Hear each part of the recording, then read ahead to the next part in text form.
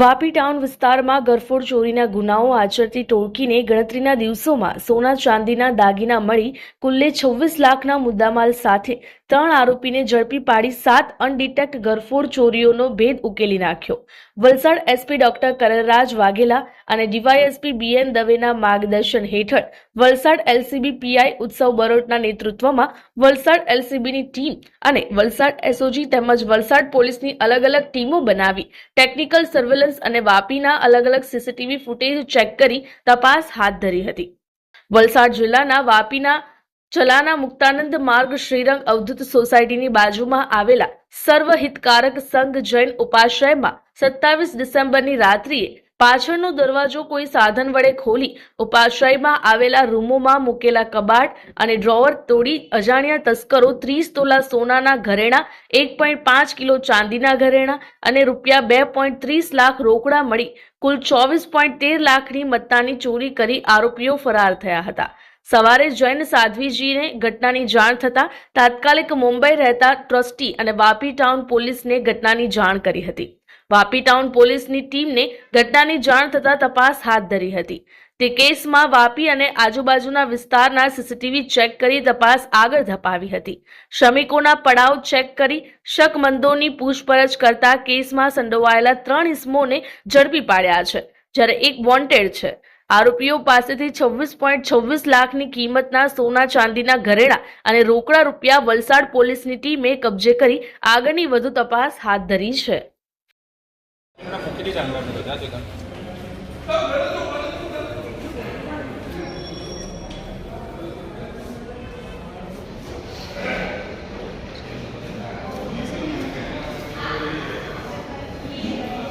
વર્ષ 2024ના ડિસેમ્બર અંતિત 28મી ડિસેમ્બરની આસપાસ જ્યારે ક્રિસમસ અને નવા વર્ષની વચ્ચેના પીરિયડમાં અલગ અલગ વિસ્તારમાં વાપી ટાઉનના વિસ્તારોમાં 4 જેટલી ઘરફોડ થયેલી હતી।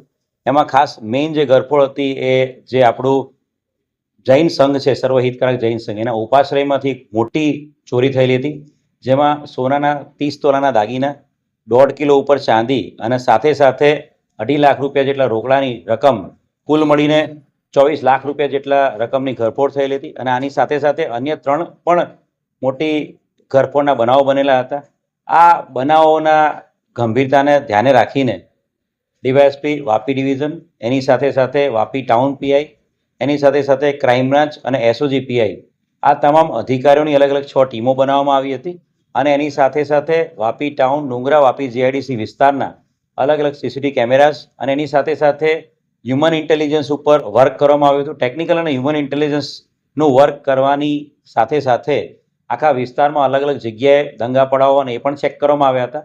અને જેની અંદર ક્રાઇમ બ્રાન્ચ પીએસઆઈ ધનેસા અને એની ટીમને એક ચોક્કસ હકીકતના આધારે જે આ આરોપી છે, આ બનાવને અંજામ આપનારા, ઘરફોડ કરનારા આરોપી છે, એને પકડવામાં ખૂબ મોટી સફળતા મળી છે। આ જે આરોપી છે એ 3 આરોપીઓ હાલ પકડાયા છે। રાહુલ બાબુરાવ સિરસાટ, અજય બાડિયા જે મરાઠી છે દગડુ, અને સાથે સાથે શિવા વસોનિયા, આ 3 આરોપીને હાલ પકડવામાં સફળતા મળી છે। એક અન્ય ચોથો આરોપી આજે ઘરફોડને અંજામ આપનારો ગૌતમ ખરાત, એ આરોપી હાલ વોન્ટેડ છે, જેને પકડવા માટે હાલ ટીમ કામે લાગેલી છે। આ 3 જે આરોપી છે, રાહુલ, અજય અને શિવા, રાહુલ, અજય અને જે પકડવાનો બાકી આરોપી ગૌતમ, બધા એકબીજાના સગામાં છે અને શિવા એમનો મિત્ર છે। આ 3 જણા સુરતના અલગ અલગ વિસ્તારોમાં કડિયા કામને મજૂરી પહેલા કરતા હતા। 3 આરોપીનો ગુનાહિત ઇતિહાસ પણ છે। જે રાહુલ છે એની વિરુદ્ધમાં 6 થી વધુ ગુના સુરતના અલગ અલગ પોલીસ સ્ટેશનમાં દાખલ થયેલા છે। એની સુરત શહેરમાં પાસા અને તડીપાર પણ થયેલી છે અને સુરતના જે 6 ગુનાઓ છે એમાં એક મોટો ધાડનો ગુનો પણ સામેલ છે। એ જ રીતે અજય અને શિવા વિરુદ્ધમાં પણ સુરતના અલગ અલગ પોલીસ સ્ટેશનોમાં બંને વિરુદ્ધમાં 3 ગુનાઓ દાખલ થયેલા છે। આ આરોપીઓને પકડવાની સાથે સાથે જિલ્લા પોલીસને ખૂબ મોટી સફળતા એમની પાસેથી અલગ અલગ ઘરફોડમાં ગયેલા મુદ્દામાલને રિકવરી કરવામાં પણ થયેલી છે।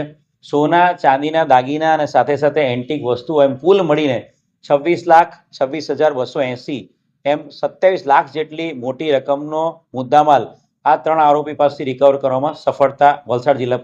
આ લોકો રાત્રિ દરમિયાન, દિવસ દરમિયાન આ અલગ અલગ બંધ મકાનો કે બંધ જગ્યાઓ એની રેકી કરતા હતા અને અલગ અલગ જગ્યાએ જ્યારે મજૂરીમાં જતા હતા ત્યારે આજુબાજુના વિસ્તારમાં એ લોકો રેકી કરીને ટાર્ગેટ કરતા હતા અને રાત્રિ દરમિયાન પછી એનો જે મકાનો બંધ હોય એનો લાભ લઈને પાછલા દરવાજેથી અથવા તો ઉપર ધાબા પરથી અંદર જઈને મકાનનો જે દરવાજો કે નકુચો છે એને તોડીને અંદર ઘૂસી જતા હતા અને એ લોકો એને ઘરફોડને અંજામ આપતા. એ લોકોએ જે એમની પાસેથી જે સાધનો મળ્યા છે એ જે લોક તોડવાના સાધનો પણ મળેલા છે અને સાથે સાથે દરવાજાના નકુચા તોડવાના પણ સાધનો મળેલા છે. એટલે એના જે લોક છે એ એમની પાસે જે વસ્તુઓ મળેલી છે ઇક્વિપમેન્ટ એનાથી તોડવામાં આવ્યા હતા અને સાથે જે દરવાજા છે એને તોડવા માટે એ લોકોએ જે ધારદાર સળિયા અને એના જે ઓપન કરવા માટે નકુચો તોડવા માટેના જે વસ્તુઓ છે એનો યુઝ કર્યો. અમારી લાઈવ ન્યૂઝ 24 ચેનલને સબસ્ક્રાઇબ કરો,